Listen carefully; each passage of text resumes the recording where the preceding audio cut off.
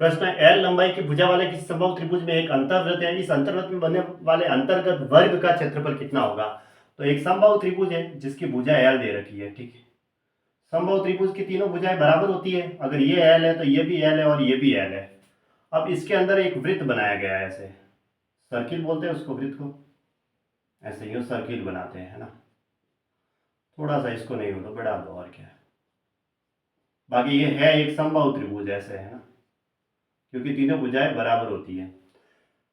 अब इस समबाहु त्रिभुज के अंतर्गत क्या एक वृत्त बना हुआ है, तो समबाहु त्रिभुज के अंतर्वृत्त की त्रिज्या लिखता हूं मैं पहले। तो समबाहु त्रिभुज के अंतर्वृत्त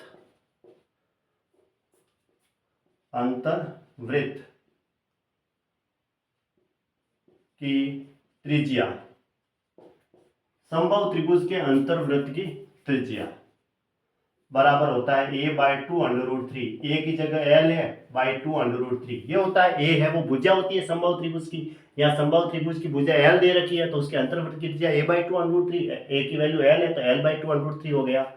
अब इसके अंदर क्या है, ये समबाहु त्रिभुज के अंतर्वृत्त की त्रिज्या आ गई। यहाँ पे एक वर्ग बनाना है, तो एक यहाँ बिंदु लिया, एक यहाँ बिंदु ले लिया मैंने, एक यहाँ ले लिया, एक यहाँ ले लिया, ठीक है। इस वर्ग का क्षेत्रफल बताना है ना, ये वर्ग ही है ना, ऐसा समझना है।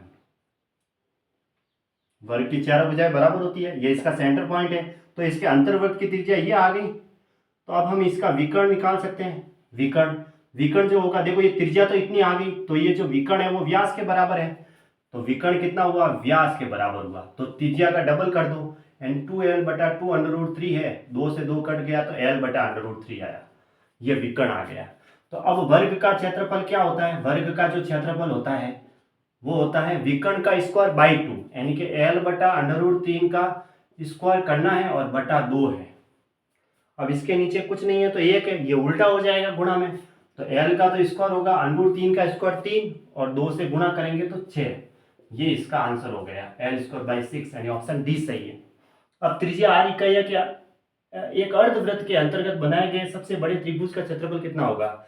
r उसकी त्रिज्या है और ये त्रिज्या r है, और अर्धवृत्त के अंतर्गत आधा वृत्त लेना, आधा सर्किल, है ना, पूरा सर्किल नहीं लेना। अर्धवृत्त का मतलब क्या हुआ, आधा वृत्त लेना ऐसे ये। अब यहाँ पे अगर इसका सेंटर पॉइंट वो है, तो इसमें एक सबसे बड़ा त्रिभुज क्या बना सकते हैं हम, ये एक सबसे बड़ा त्रिभुज बना, ठीक है।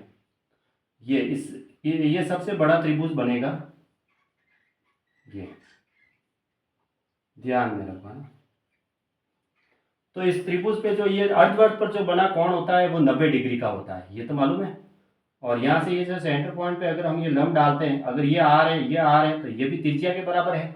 तो अब इसका क्षेत्रफल क्या होगा, क्षेत्रफल जो होगा वो 1/2 आधार, तो ये आर और आर कितना हो गया 2r, और ऊंचाई कितनी है वो भी आर के बराबर है, त्रिज्या के बराबर, 2 से 2 कट गया तो कितना आया r² वर्ग इकाइया।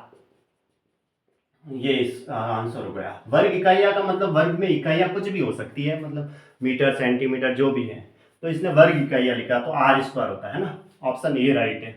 अर्धवृत्त पर बना कोण, जो परिधि पे बना कोण होता है अर्धवृत्त में, वो 90 डिग्री का होता है, समकोण होता है।